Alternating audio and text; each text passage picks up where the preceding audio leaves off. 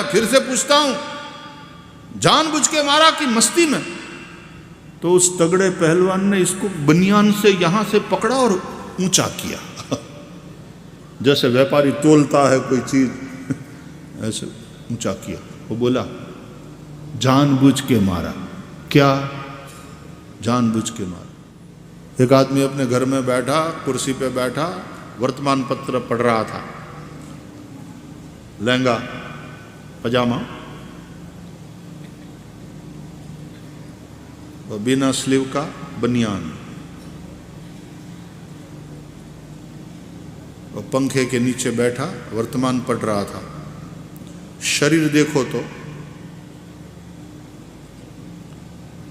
मतलब हड्डियां दिखती थी, दुबला पतला। तब उसका बच्चा रोता हुआ आया, पापा पापा मुझे उस अंकल ने मारा। अब तो अस्थि पंजर पापा एकदम वर्तमान पत्र फेंक करके खड़ा हो गया। कौन है वो जिसने मेरे बच्चे को हाथ लगाया? कौन है बताओ बेटा, किसने हिम्मत की मेरे बच्चे को मारा, बताओ। तो बच्चा आया बाहर, आइए पापा दिखलाता हूं।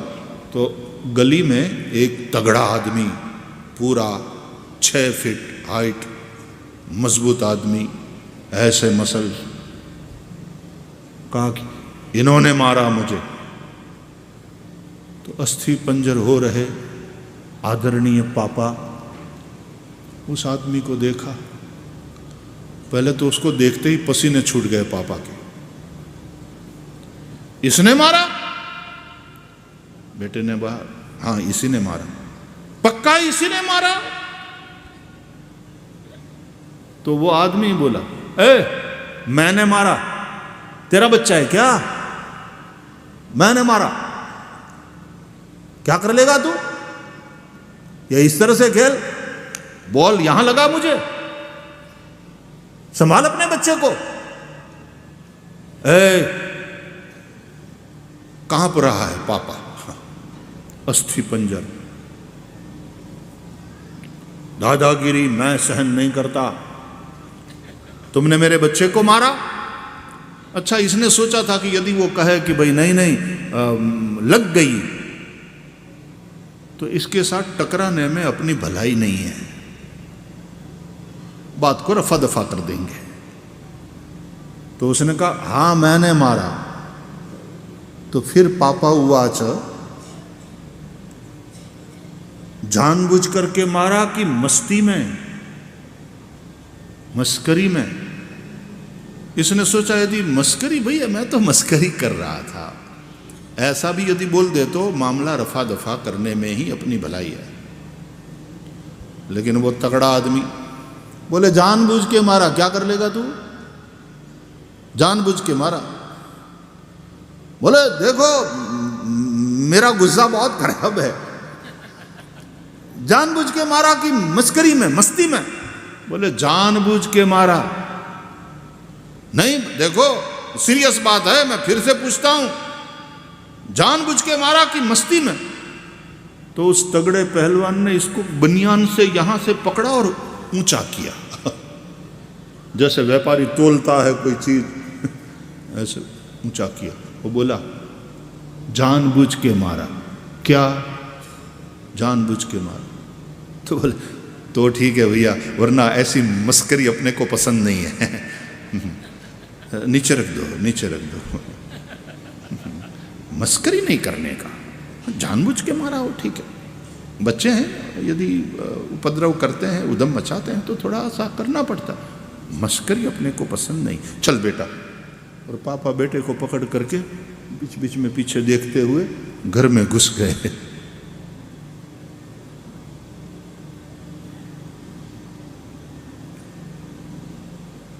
क्या करना है? बात हमारी ये है कि देवता धैर्य नहीं, धरणी पृथ्वी वो तो क्षमाशील है, उसके बच्चों में क्षमा का गुण होना चाहिए। लेकिन क्षमा वीर को शोभा देती है, कायर को नहीं। क्षमा वीरस्य भूषणम। लेकिन देवताओं में धैर्य नहीं रहा तो बोले राम राजा नहीं बनने चाहिए, राम वन में जाने चाहिए, क्या किया जाए?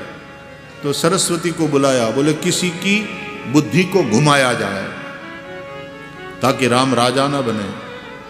राम राज्याभिषेक नहीं, राम वनवास हो जाए। तो जब सरस्वती जी को बुला करके ये कहा कि आप ऐसा करो किसी की, तो सरस्वती ने कहा दूसरों की बुद्धि तो बाद में घूमेगी, तुम्हारी तो पहले से लगता है घूमी हुई है।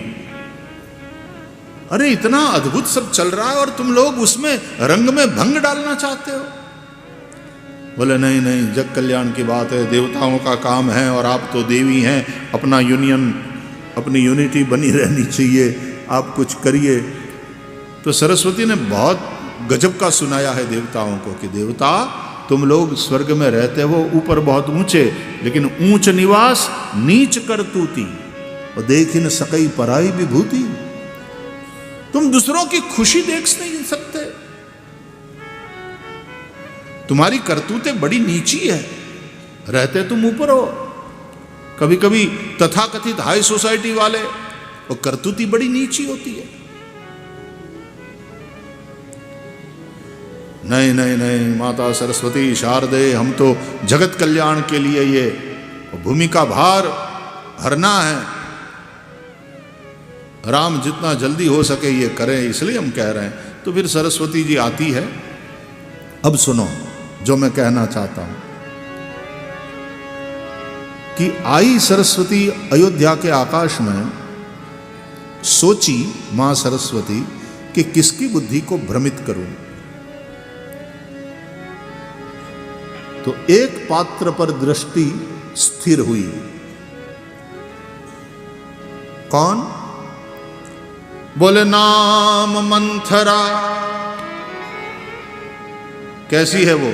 बोले मंदमती। परिचय परिचय उसका? बोले चेरी कई कई केरी।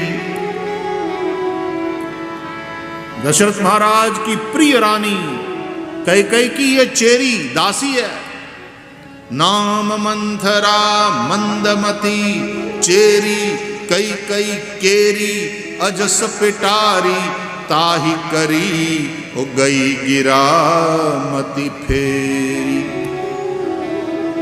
उसको अपयश का भाजन बनाया, उसकी बुद्धि को भ्रमित किया और चली गई सरस्वती। अब उस मंथरा को तुलसीदास जी ने मंदमती कहा। नाम मंथरा, बोले मंदमती। अब एक दासी कक्षा की महिला, दूसरे दिन राम का राज तिलक होने वाला था, एक ही रात बची थी, 12-14 घंटे का टाइम ही था उसके हाथ में, और राम राज तिलक के स्थान पर सुबह में तो ऑथ टेकिंग सेरेमनी थी, और राज तिलक के स्थान पर राम का वनवास हो जाए ऐसा करना। अच्छा, कोई सेकंड नंबर का कोई तगड़ा नेता ऐसा कर सके तो कर सके, संभव है कि सुबह होते होते पूरा सिनारियो चेंज हो जाए कि मुख्यमंत्री के रूप में किसी और का नाम था और सुबह होते होते कोई और। राम के स्थान पर भरत, और उल्टे राम वनवास। राजनीति का खेल है। लेकिन ये तो कैकेयी की दासी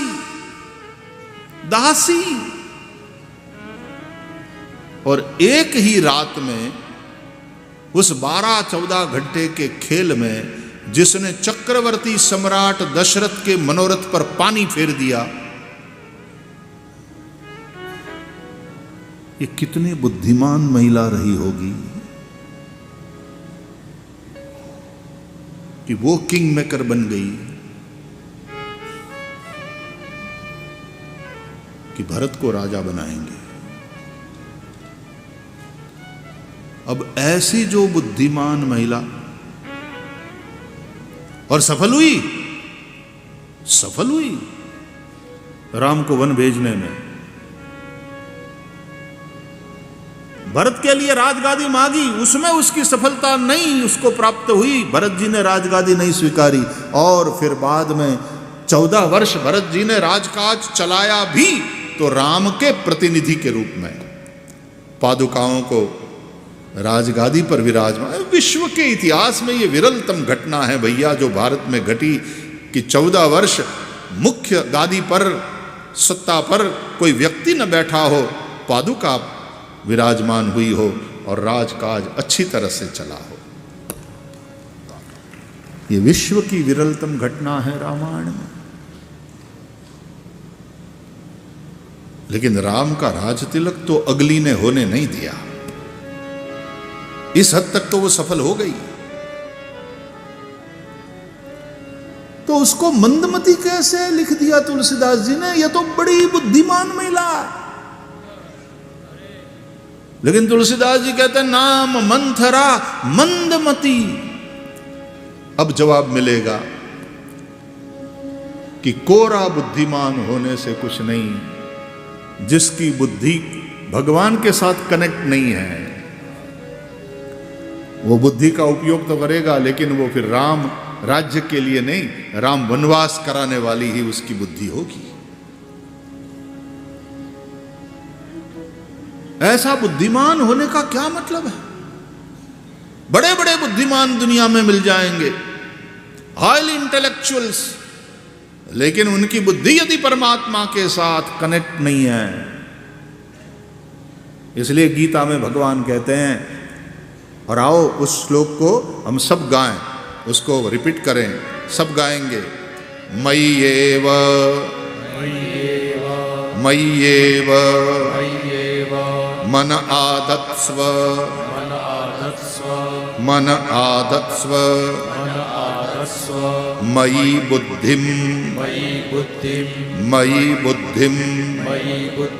निवेशय निवेशय निवसिष्यसि निवसिष्यसि मय्येव मय्येव अत ऊर्ध्वम् अत ऊर्ध्वम् न संशयः न संशयः। भगवान कहते हैं भगवत गीता में, तू मन मुझ में लगा, तू बुद्धि को मेरे साथ कनेक्ट कर, मेरे से जोड़, योगी बन जा। तो इसका परिणाम क्या निकलेगा? बोले निवसिष्यसि मय्येव, तो तू मुझ ही में रहेगा। भगवान कहते तू मुझ ही में रहेगा, इसका मतलब आनंद में रहेगा। भगवान का मतलब है आनंद, नित्य आनंद, नित्य सुख, नित्य शांति, उसी का दूसरा नाम है भगवान राम। जो आनंद सिंधु सुख राशि, सी करते त्रैलोक सुपासी, सो सुख धाम राम असनामा, अखिल लोकदायक विश्रामा। मुझे ये बताओ कि दुनिया में एक इंसान ऐसा बताओ जो आनंद न चाहता हो, सुख न चाहता हो, शांति न चाहता हो, और वो आनंद सुख शांति भी कैसा आज हो और कल ना हो, वो वाला। बोले नहीं, नित्य आनंद, नित्य सुख, नित्य शांति वो हम चाहते हैं। तो उस नित्य सुख, नित्य आनंद, नित्य शांति का ही दूसरा नाम है श्री राम।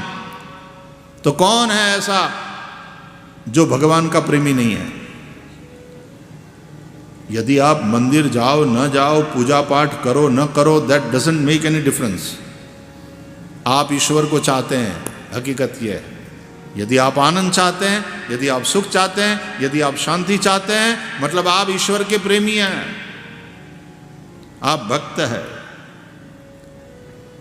देखो, चाह हमारी गलत नहीं है।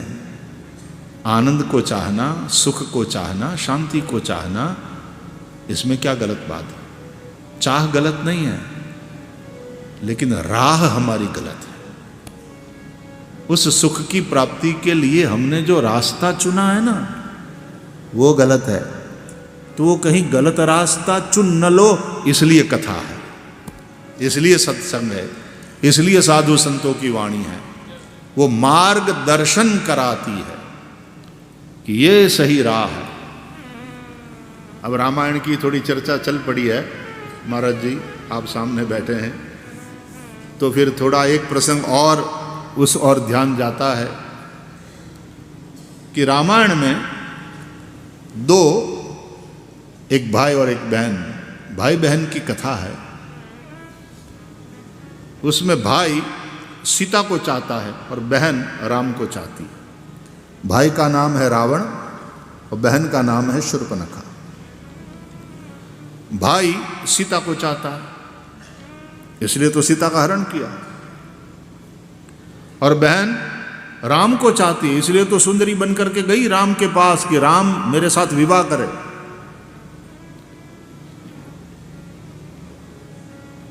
अब भगवान को चाहना या सीता जी कौन है? शांति। शांति सीता समानीता आत्मा रामो विराजते।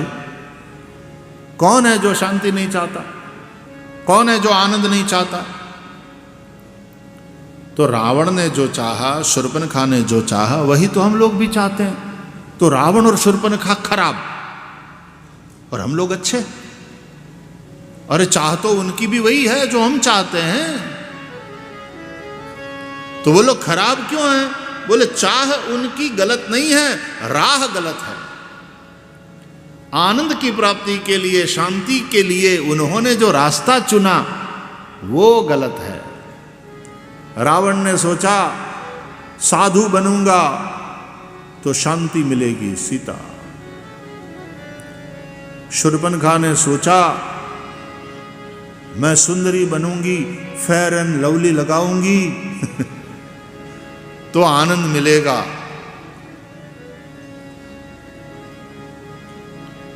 तो वो साधु बन करके गया सीता का हरण करने, और ये सुंदरी बन करके गई राम का वरण करने।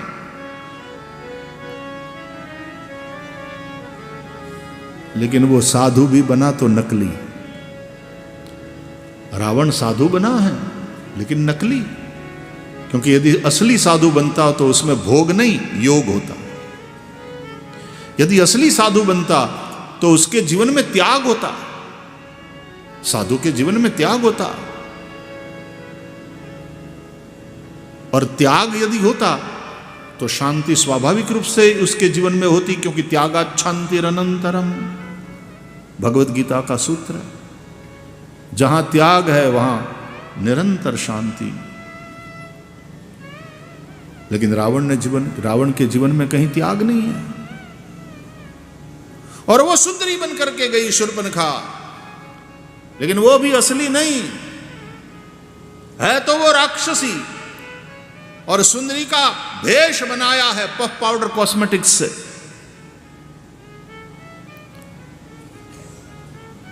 कपट, कपट से परमात्मा मिलेगा क्या? परमात्मा तो कहते हैं मोहि कपट छल छिद्र न भावा, निर्मल मन जन सो मोहि पा। ऐसा निर्मल मन शबरी का था तो राम स्वयं चल के शबरी की कुटिया पर खड़े हो गए। निर्मल मन है, कपट बिल्कुल नहीं है शबरी में। शबरी तो कहती है दीनता पूर्वक, अधम ते अधम अधम अति नारी,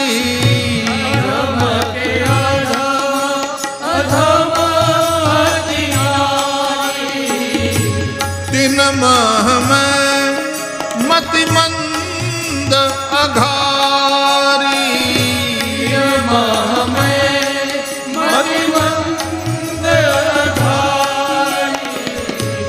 केहि विधिय स्तुति करो तुम्हारी, केहि विधिय स्तुति करो तुम्हारी। अधम जाति में जड़मति भारी, अधम जाति में जड़मति भारी। ये शबरी जी की दीनता। और निष्कपट, जैसी है वैसी प्रस्तुत हुई। वही सीधी सादी फटी सी साड़ी, वही सफेद बाल, वही चेहरे पे पड़ी झुर्रियां, वही कुछ कुछ गिरे हुए दांत, जैसी है वैसी प्रस्तुत हुई। बट यू नो व्हाट, आप रामायण को ध्यान से पढ़ना। राम जब शबरी को संबोधित करते हैं तो शबरी को भामिनी कह करके संबोधित करते हैं। कह रघुपति सुनो भामिनी बाता, मानव एक भगति कर नाता। भामिनी कहते हैं सुंदर युवती स्त्री को। अब शबरी में कहां सुंदरता है और कहां यौवन है, फिर भी श्री राम उसको भामिनी कहते हैं, क्योंकि वो जो भाव की सुंदरता है शबरी में। काया सुंदर हो लेकिन मन सुंदर ना हो, तन तो सुंदर हो लेकिन मन सुंदर ना हो, तो तन भी सुंदर मन भी सुंदर, तू सुंदरता की मूर्त है। किसी और को शायद कम होगी, मुझे तेरी बहुत जरूरत है। तन भी सुंदर मन भी सुंदर, तू कन्हैया से कह सकते हो ये, क्योंकि मधुराधिपते रखिलम मधुरम। और ठाकुर जी का तन भी कोई पांच भौतिक नहीं है, वो तो चिदानंदमय देह तुम्हारी। तो शबरी वहां मन का सौंदर्य है।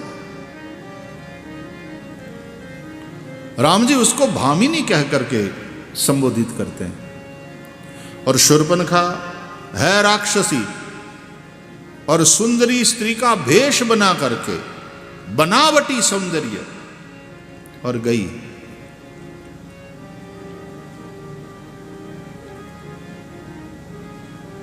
राम जी ने उसकी सराहना करना तो दूर, उसको देखा तक नहीं, दृष्टि भी नहीं दिया।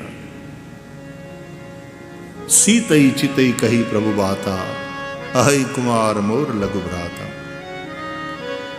सीता जी को भगवान ने दृष्टि दी। सीता जी ने कोई विशेष श्रृंगार नहीं किया है, लेकिन कितनी सुंदर हमारी सीता मैया। सादगी में भी एक सौंदर्य होता है, सहजता में एक सौंदर्य होता है। बच्चे का हंसना भी प्यारा लगता है, बच्चे का रोना भी प्यारा लगता है, और वही हंसी और वही रोना बनावटी हो। कई लोग बड़ा बनावटी कैसे हैं आप ठीक हैं? हम आए थे लेकिन हम घर पे नहीं थे। लाफो मरવાનું મન થાય આપણને। बनावटी हंसी,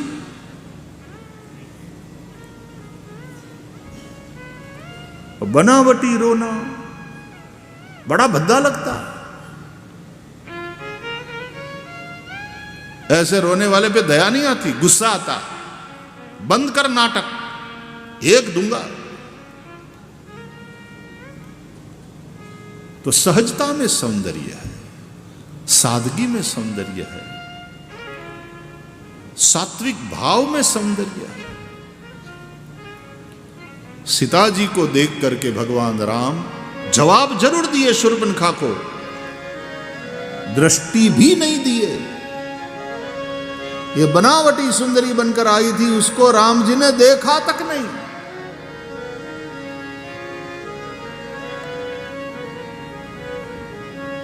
राम जी ने मना किया तो लक्ष्मण के पास गई, लक्ष्मण ने मना किया तो फिर राम के पास गई, राम ने फिर, तो लक्ष्मण जी ने कहा नक कटी मतलब जिसमें शर्म ना हो,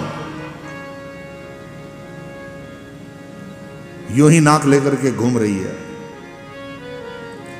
काटा लक्ष्मण ने, नाक और कान काट लिए, सुनती नहीं है, ये नक कटी।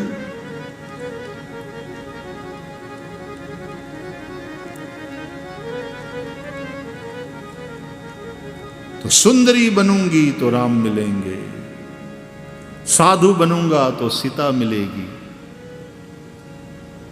कितनी गलत समझ है दोनों भाई बहन की। तो वो नकली साधु बना रावण और ये नकली सुंदरी बनी। तो असली सौंदर्य जहां भाव का सौंदर्य है वहां तो राम स्वयं चल करके गए। शबरी जी के कुटिया पर खड़े रहे प्रभु, और शबरी ने जो भी कंद मूल फल सुरस अति दिए राम कहुआनी, और प्रेम सहित प्रभु खाए बारंबार बखानी। भगवान ने बड़े प्रेम से वो कंद मूल फल खाए, भोग लगाए राम शबरी के घर, शबरी की कुटिया में। और एक कथा ऐसी है कि शबरी ने जूठे बैर खिलाए। जूठे फल शबरी के खाए, बहुविधि प्रीति बढ़ाई, सबसे ऊंची प्रेम सगाई।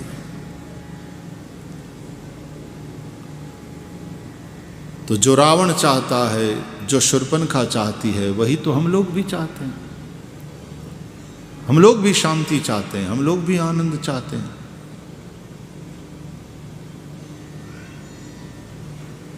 तो चाह गलत नहीं है रावण और शूर्पणखा की, राह गलत है। राह क्यों गलत है? क्योंकि रावण के जीवन में कोई सद्गुरु नहीं है। शंकर जी के प्रति थोड़ा गुरु भाव है रावण का, लेकिन एक बार शंकर समेत उठा लिया गिरिवर कैलाश को, तो वो गुरु भाव भी, गुरु का एक अर्थ होता है वजनदार, भारी गुरु। तो जब शंकर समेत कैलाश पर्वत को उठा लिया तो रावण के मन में यह कि ये भी गुरु नहीं है, बड़े हल्के हैं। हल्के नहीं है, लाइट है।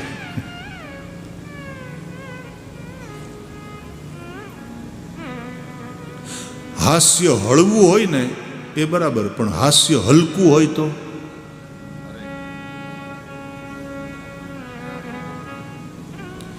कोई ने एम कहेवाय तमे जरा समजाई जावी हळवी भाषा में कंईक को।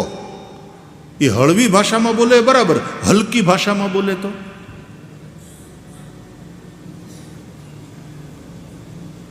गुजराती में हल्का शब्द का अर्थ अलग हो जाता है महाराज जी। बड़ा हल्का आदमी है।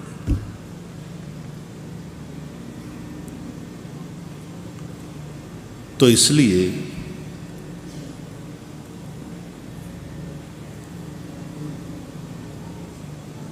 वसुदेव जी और देवकी जी, विशुद्ध सत्व वसुदेव, विशुद्ध मन, देवमयी बुद्धि देवकी। तो देवकी, हम we might be highly intellectual person, but the question is, are we connected with that Almighty? क्या हमारी बुद्धि उस परमात्मा से कनेक्टेड है? आत्मनिष्ठ बुद्धि है क्या? यो बुद्धेः परतस्तु सः, गीता में भगवान ने कहा। इंद्रियाणि पराण्याहुः इंद्रियेभ्यः परम मनः मनसस्तु परा बुद्धि यो बुद्धेः परतस्तु सः। आत्मनिष्ठ बुद्धि होनी चाहिए।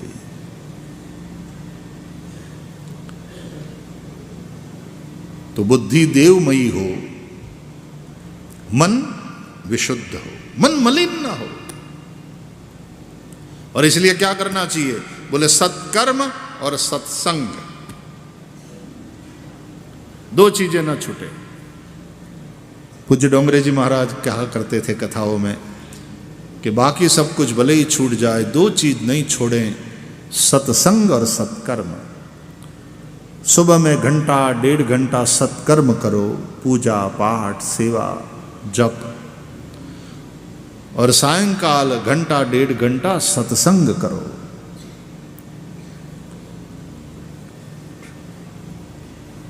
सेवा और सत्संग।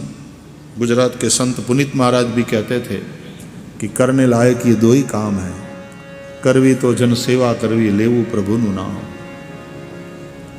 सेवा और सत्संग, सेवा यानी सत्कर्म, और सत्संग, ये दोनों ना छूटे।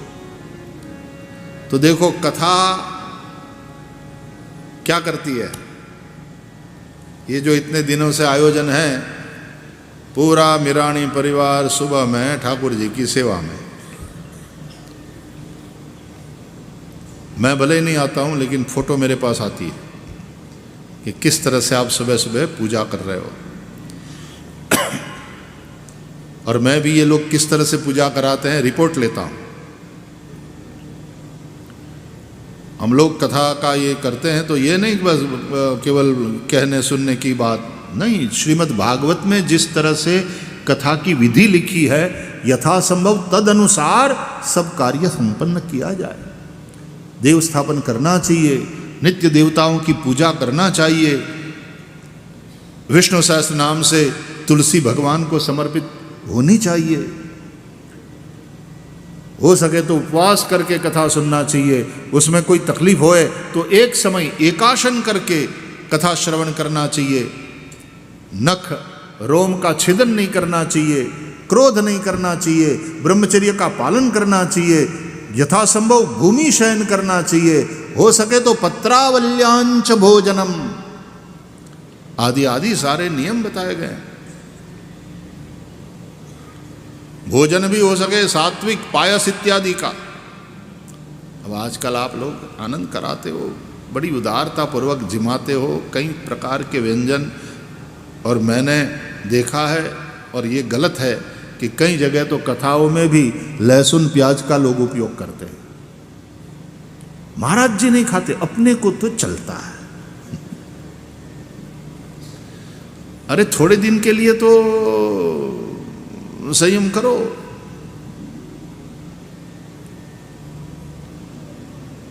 तो सात्विक आहार, पायस इत्यादि का भोजन वो हो तो श्रेष्ठ।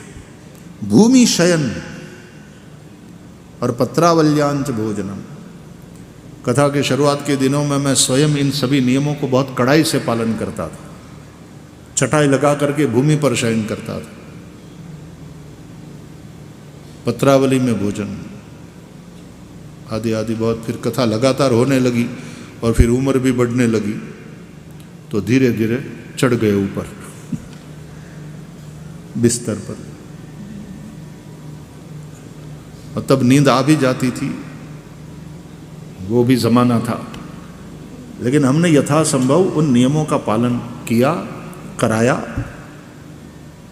लेकिन एक बात बताऊं कि उसके चलते आनंद बहुत आता था, बहुत आनंद आता था। समय उतना ही है, शक्ति उतनी ही देनी है, पैसा उतना ही लगना है, लेकिन आनंद की मात्रा कितनी, जितना श्रद्धा और संयम पूर्वक तुम ये सब करोगे उतनी। अदरवाइज ये केवल धार्मिक मनोरंजन बन करके रह जाएगा। बुध विश्राम सकल जनरंजनी, इसको एक अनुष्ठान के रूप में जब हम लेते हैं कथा को, आपको तो पैसा खर्च करने के लिए बैठे हैं सब लोग, नहीं तो कभी कभी पैसा इकट्ठा करने के लिए जब कथा का हम लोग आयोजन करते हैं और सुनाते हैं, तो फिर विप्रैर भागवती वार्ता गेहे गेहे जने जने कारिता कण लोभे न कथा सारस ततोगत। इसलिए सुबह जो बात हो गई वो हो गई। यहाँ कथा में हम व्यासपीठ से कभी भी कोई प्रोजेक्ट की और ये सब, हाँ जो हो रहा है उसके विषय में बताएंगे और आपको निमंत्रित भी करेंगे। ठाकुर जी जब ले आए तो आना श्री हरि के दर्शन के लिए। कथा कथा के लिए है, कथा की गरिमा, कथा की मर्यादा, व्यासपीठ की मर्यादा, उसकी रक्षा करना चाहिए। इसलिए तुलसीदास जी ने भी गाया, जे गावहि यह चरित संभारे, ते एहि ताल चतुर रखवारे।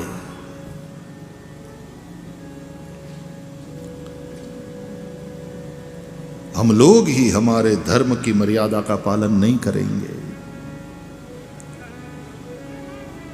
ये सब बातें आवश्यक हैं।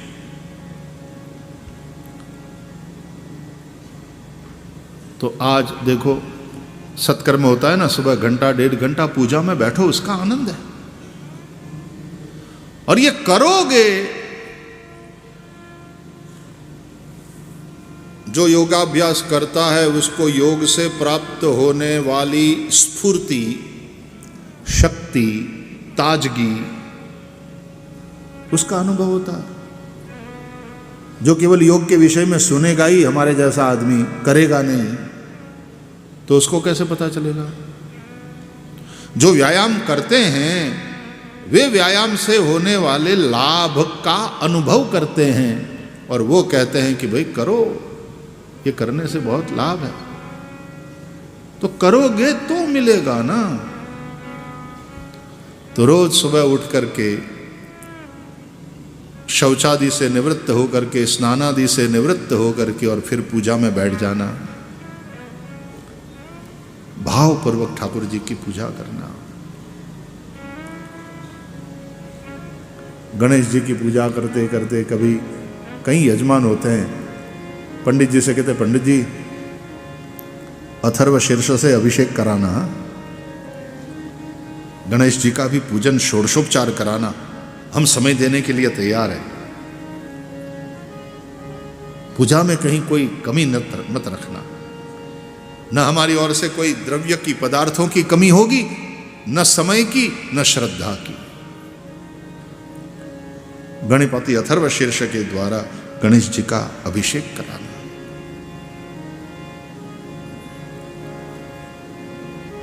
ये सब करोगे तो पता चलेगा कि इससे क्या फायदा होता है।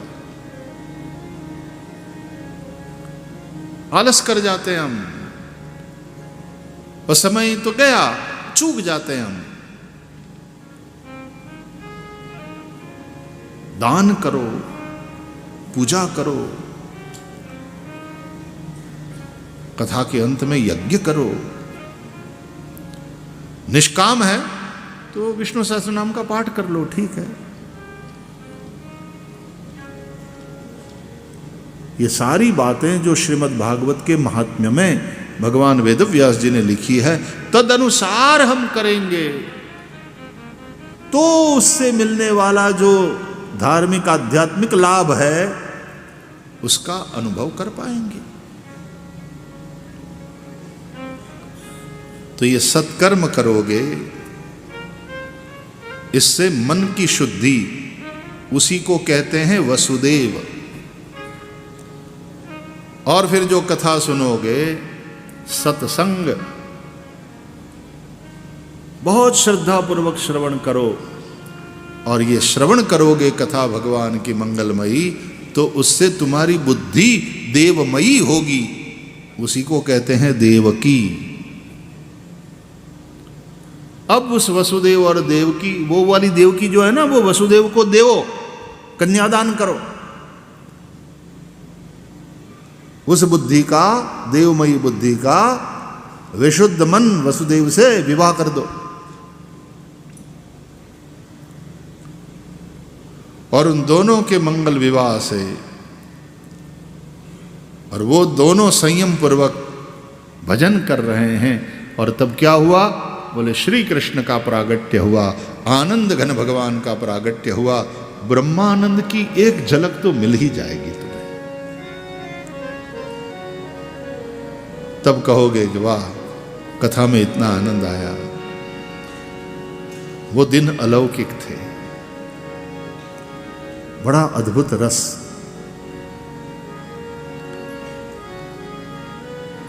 लेकिन वो थोड़ा जो आनंद प्रकट हुआ सा दिख रहा है ना, उसको बचाना, सुरक्षित रखना।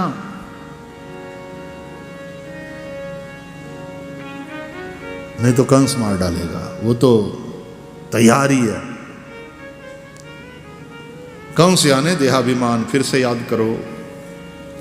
और उस देहाभिमान के चलते फिर ऐसे माया में और संसार में लिप्त हो जाओगे कि वो जो एक झलक मिली थी उस ब्रह्मानंद की, फिर सब गया गया हो जाता है।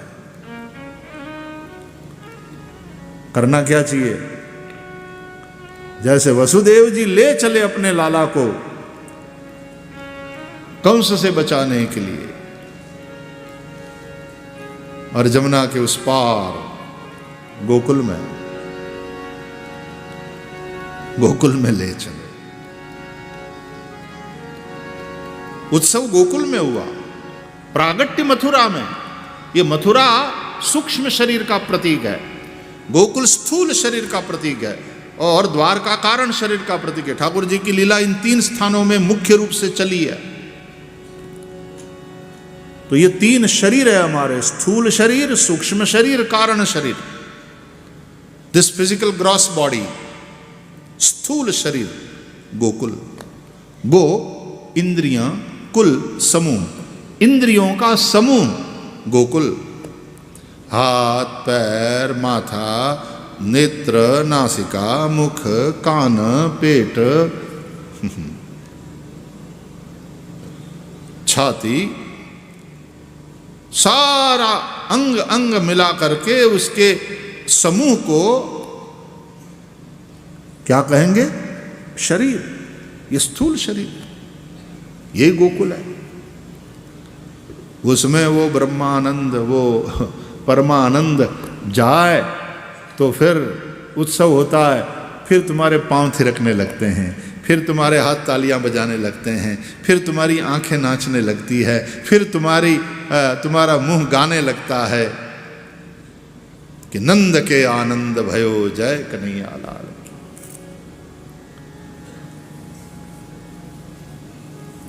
अब गोकुल में जाएगा तो सुरक्षित रहेगा,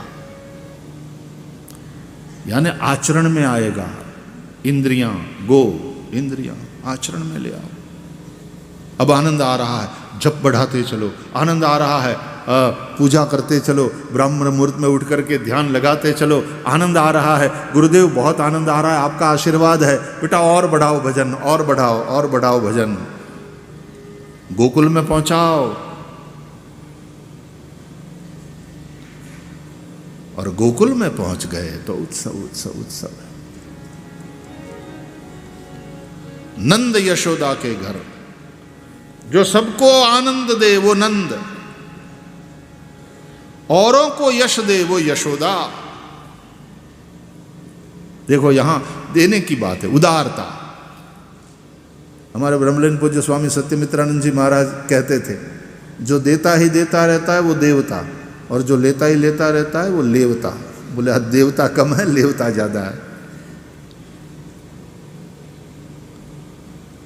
जो आनंद दे वो नंद, जो यश दे वो यशोदा। इसलिए 2 प्रकार के लोग होते हैं।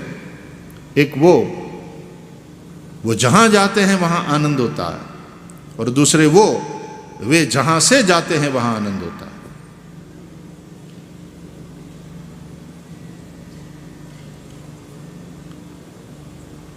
तो हम एक ऐसी पर्सनालिटी बने कि जहां जाएं, जहां रहे वहां आनंद आनंद आनंद। लोग देखते ही ये कहे कि अच्छा अरे वो आ गए, देखो अब मजा आएगा। बहुत आनंद कराते हैं, तुम्हारा सारा स्ट्रेस तुम भूल जाओ। आनंद आनंद आनंद। और कई लोग आते हैं तो आतंक आतंक आतंक,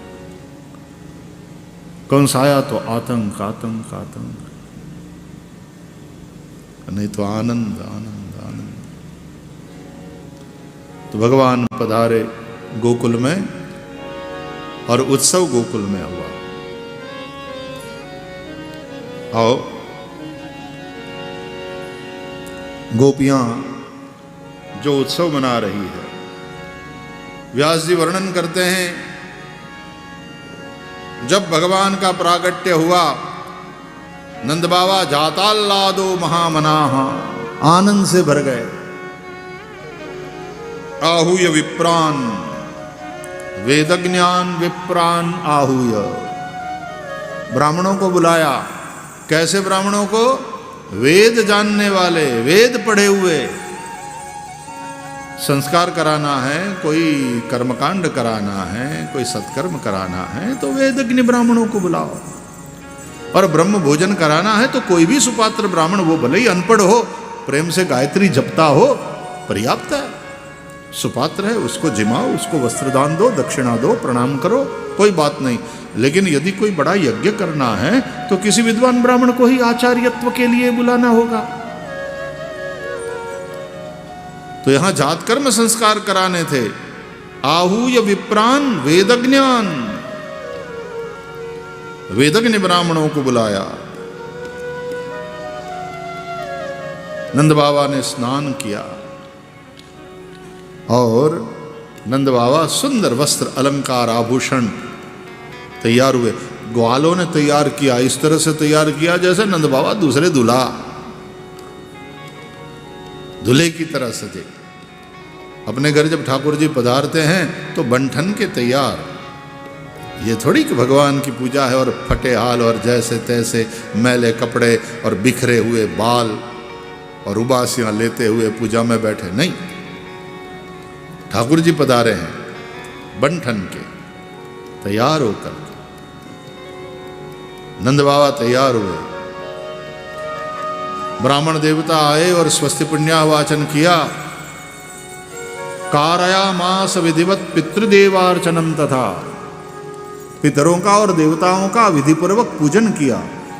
पितरों का पूजन इसलिए कि जब पुत्र जन्म होता है तो पितरों के ऋण से मुक्ति मिलती है।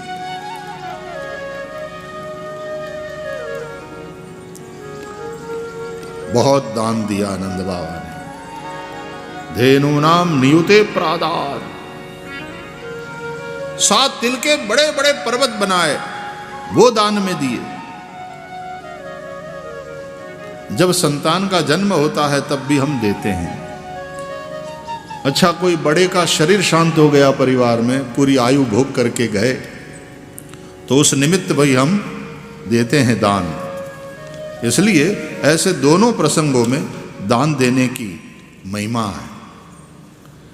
जब राम लक्ष्मण भरत शत्रुघ्न का जन्म हुआ तो दशरथ जी ने बहुत दान दिया, और जब दशरथ जी का देहावसान हुआ तो श्री भरत जी ने बहुत दान किया। सिंहासन भूषण बसन अन्न धरनि धन धाम, दिए भरत और लही भूमि सुर भय परिपूर्ण काम। शुभ अशुभ प्रसंग पर दान देने का विधान है, तो अपनी संग्रहित संपत्ति का विकेंद्रीकरण हो, देते रहो देते रहो। गोपियों ने जैसे ही खबर फैलती गई, सुनती गई गोपियां कि नंद भयो महर के पूत। जब यह बात सुनी तो सुनकर आनंदित होकर के गोपियां भी सुंदर वस्त्र अलंकार धारण करके बनी ठनी, और हाथ में श्री कृष्ण को देने के सब भेंट लेकर के और मंगल गीत गाती हुई नंदालय की ओर पहुंची।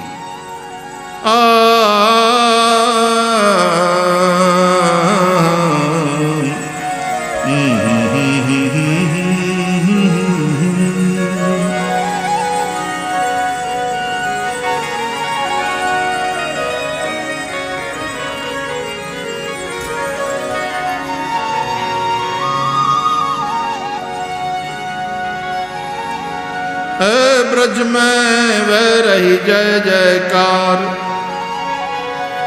ब्रज में वह रही जय जयकार, के नंद घर लाला जायो है। अरे लाला जायो है, नंद रानी के लाला जायो है, हो लाला जायो है, नंद रानी के लाला जायो है। ब्रज में वह रही जय जयकार, नंद घर लाला जायो है। के ब्रज में वह रही जय जयकार, नंद घर लाला जायो है। हो लाला जायो है, यशोदा के लाला जायो है। हो लाला जायो है, यशोदा के लाला जायो है। ब्रज में वह रही जय जयकार,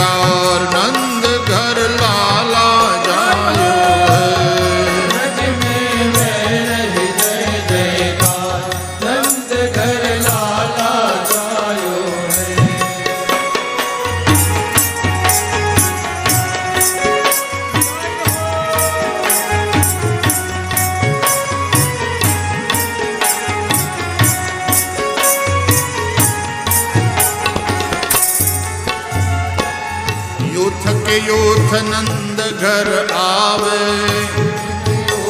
नंद घर आवे, यूथ के यूथ नंद घर आवे, यूथ के यूथ नंद घर आवे, ग्वाल बाल सब मिलकर गावे, ग्वाल बाल सब मिलकर गावे, ग्वाल बाल सब मिलकर गावे, ग्वाल बाल सब मिलकर गावे। ब्रह्मानंद समान आज सुख सबने पायो है,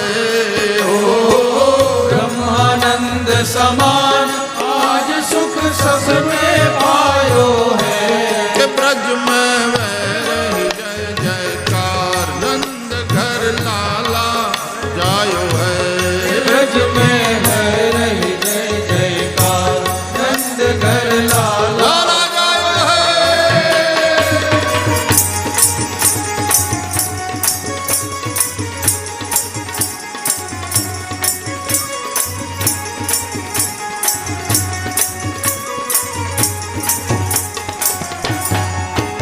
ओ मंगल वस्तु सब लेने, मंगल वस्तु सब ले लीनी, मंगल वस्तु सब ले लेने, मंगल वस्तु सब ले लीनी, गावे गीत सभी अलबेली, गावे गीत सभी अलबेली, गावे गीत सभी अलबेली, गावे गीत सभी अलबेली, नंद द्वार और मार्ग में दधि कीच मचायो है,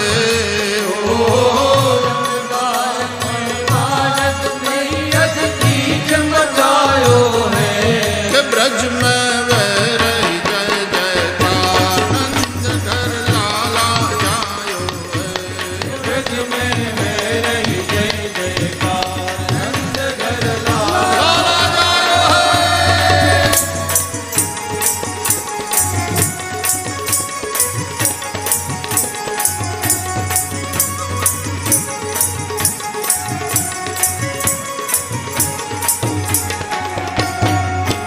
ओ ब्रज 84 कोस में भैया, 84 कोस में भैया, ब्रज 84 कोस में भैया, 84 कोस में भैया, सबई कहे धन यशोदा मैया, सबई कहे धन यशोदा मैया, सबई कहे धन यशोदा मैया, सबई कहे धन यशोदा मैया, 80 साल की आयु में सुत ऐसो जायो है,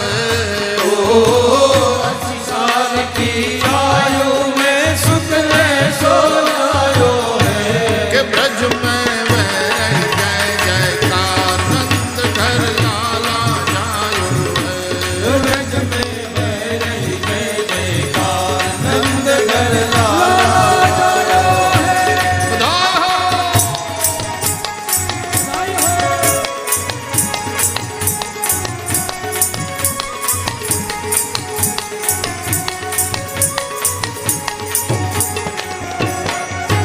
ओ शिव ब्रह्मासन का दिक आए, शिव ब्रह्मासन का दिक आए, शिव ब्रह्मासन का दिक आए, शिव ब्रह्मासन का दिक आए, सिद्ध मुनि सब देव सिधाए, सिद्ध मुनि सब देव सुहाए, सिद्ध मुनि सब देव सिधाए, सिद्ध मुनि सब देव सुहाए, धर ग्वालन को रूप सब ही मिल मंगल गायो है, धर ग्वालन को रूप सब मिल मंगल गायो है, के ब्रज में वह रही जय जयकार नंद घर लाला जायो है, ब्रज में है रही जय जयकार नंद घर लाला लाला जायो है।